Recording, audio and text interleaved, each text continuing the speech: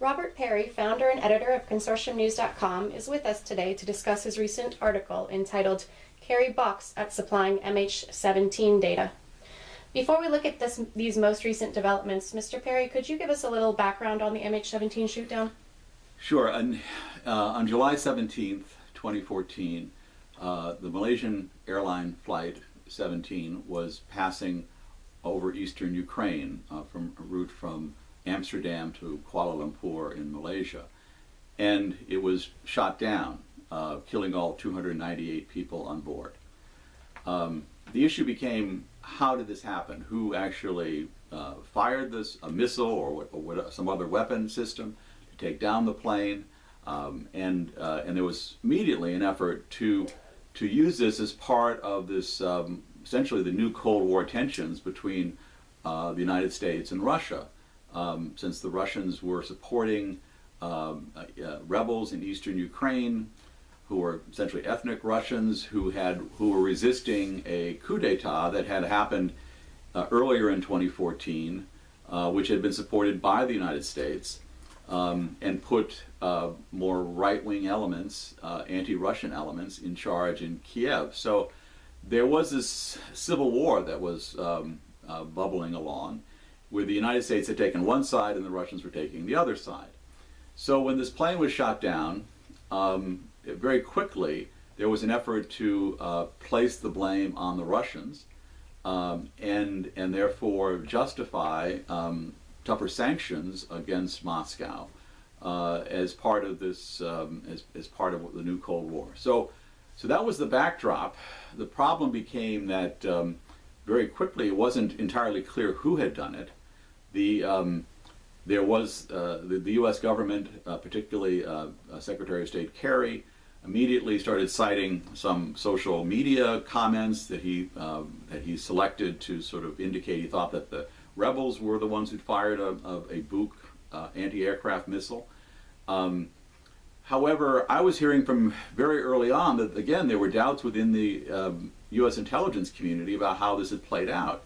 And in part, the problem was that despite intensive overhead surveillance of eastern Ukraine at that time, the U.S. spy satellites had not picked up any Buk missile system that was under the command of the rebels, or that had been provided by the Russian government to the rebels. What they did see were several Buk batteries that were under the control of the Ukrainian military. So that was sort of the basic question that became, who was responsible? Was it a case of the rebels perhaps having somehow gotten hold of one of these systems and being able to shoot down a plane at 33,000 feet? Or was it a case of the Ukrainian military possibly mistaking the plane for a Russian plane or something and firing a missile and taking it down? So with your most recent article, you address a letter exchange between Secretary of State John Kerry and the father of the only American citizen on board the flight, Mr. Thomas Schonsman, asking Kerry to supply the evidence he had previously cited to support claims that the ethnic Russian rebels had shot down MH-17 with a Buk missile. But what we see from Kerry is a total evasion of the question. He does not even address Mr. Schonsman's request to disclose the evidence. Do you think Kerry is withholding this evidence because it doesn't, in fact, support his previous claims, or does this evidence simply not exist? Well, there's certainly obviously some evidence does exist. The United States was doing satellite surveillance of this area. It had other means of monitoring what was going on in eastern Ukraine. And Kerry, within 3 days of the shootdown, went on the Sunday talk shows in the United States and essentially pointed the finger at the rebels and the Russians. So he claimed to know precisely where the rocket was fired from. He claimed to know that there was that they tracked the missile up to striking the plane. So what has been very peculiar about all this is that despite claiming that, the U.S. government has refused to provide that information to the people involved in these investigations. So you had last October, this is more than a year after the plane was shot down, you had the Dutch Safety Board, which was one of the groups investigating this tragedy, saying that, well, they thought the missile might have been fired from some area within a 320 square kilometer area, and which covered both territory then controlled by the rebels and by the Ukrainian government. So it didn't really help in terms of nailing down who might have been responsible. You've had a Russian manufacturer of the Buk system did its own tests and placed the likely missile firing location in a place a bit west of where the Dutch Safety Board had thought, in an area controlled then by the Ukrainian military. So you had these conflicting points, and no one seemed to quite know where exactly this missile was fired from.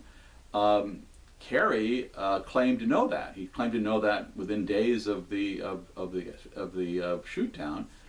So you had this. You've had almost now going on close to perhaps 2 years, where the investigation has been stalled because the United States has been unwilling to provide in a way that's usable this information to these Dutch investigators, which is very strange. And you also had last October the Dutch intelligence services coming out and saying that based on these satellite overflights of the area, that they knew that there were no rebel Buk systems that were operational at this time frame, and that the Ukrainian government had several that were in the vicinity of the shoot down. So you have that kind of material coming out from Dutch intelligence, which essentially means NATO. Yet you have John Kerry still refusing to provide the evidence that he seems to indicate would implicate the Russians and the Russian rebels.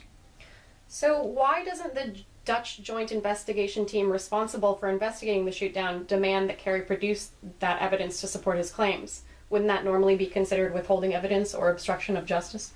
Well, that's a good question, whether ultimately this becomes obstruction of justice, because the longer you wait on these things, the more likely it is for whoever carried out this attack to cover their tracks, get away, hide. You would presume that if you wanted to get to this bottom of this, you would have immediately gotten this material in a usable fashion to the authorities so they could begin to work on it. But again, we've been caught up in this sense that maybe the propaganda value of leaving this impression that the Russians were responsible is more important to the U.S. government than actually getting the people who did it. And it may have been an accident. It may have been either some poorly trained group of soldiers firing a missile, thinking they were aiming at something else, or it could have been something intentional, in which case it would be absolutely a case of premeditated murder, mass murder. So you would think that in these sorts of situations, especially when you're getting appeals from the family members of the victims, and I spent time with a number of them when I was in The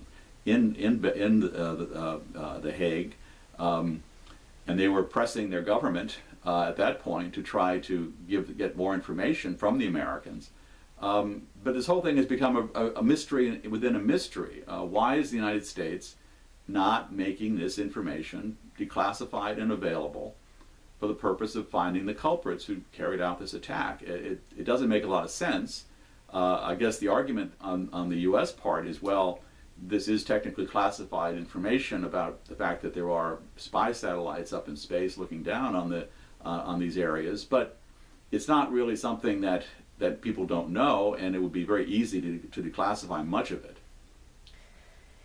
In a previous interview, you explained strategic communications, and you just touched on it a little bit now, but can you explain how this MH-17 case fits very nicely into that strategy of soft power? Well, if the United States government is trying to put pressure on another government or trying to rally a population in support of a U.S. government policy, and it's really true, I guess any country can do this, but if the U.S. government is trying to do that, it makes sense to blacken the name of the leaders of that country, or to make them seem inhuman, stir up emotional anger about them. And something like shooting down a plane with killing 298 people would surely fit that bill. It was an outrageous act, whoever carried it out, or even if it was a mistake or whether it was intentional.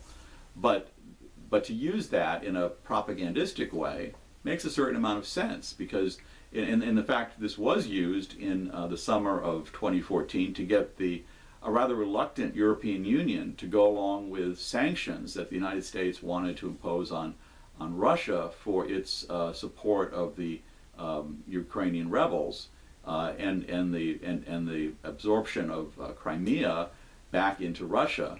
So there was this effort to use to try to get that policy implemented in Europe, but it was the emotional reaction to this shoot down of a plane and the killing of these nearly 300 people that was the real driving force to get the Europeans to go along with this embargo against Russia. So to pull that away, to say, well, maybe we checked further and it turned out the Russians weren't responsible. I suppose that might undercut this propaganda initiative and might be a motive for withholding whatever you do know, if indeed the new evidence or the later evidence points to the Ukrainian military being responsible, not the ethnic Russian rebels. So, along those same lines, besides the ethnic Russians being responsible for the MH-17 shootdown, you provide a few alternatives, including the Ukrainian military. Could you explain those a little further? Well, I've talked to a number of sources about these things. So some of this comes from information that was actually developed by some U.S. intelligence analysts who were among those who doubted that the Russians or the ethnic Russian rebels were responsible. They were looking more at some element of the Ukrainian military.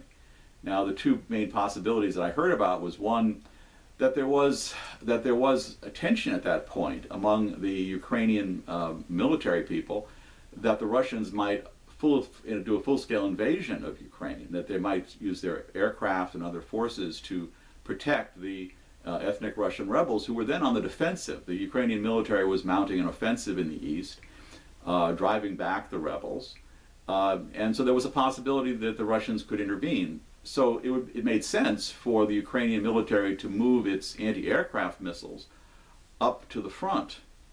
And it is possible that in that kind of tense environment, some maybe undisciplined element of the Ukrainian military fired, thinking maybe at a Russian plane, and instead hit MH-17. So that's one possibility. Another was that there was an effort by some more extremist elements of the Ukrainian military, working with one of the hardline oligarchs to try to shoot down President Putin's plane, because Putin was returning that day from South America and was following a route that was very close to what the MH-17 plane was doing. So, and they have similar markings. So it's conceivable there was an effort to actually kill Putin, and instead this civilian aircraft was shot down.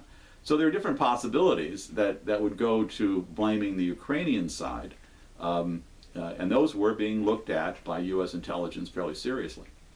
Robert Parry, this is clearly not a cut and dry issue, so thank you for taking the time to share your deep knowledge on this topic with us. Thank you.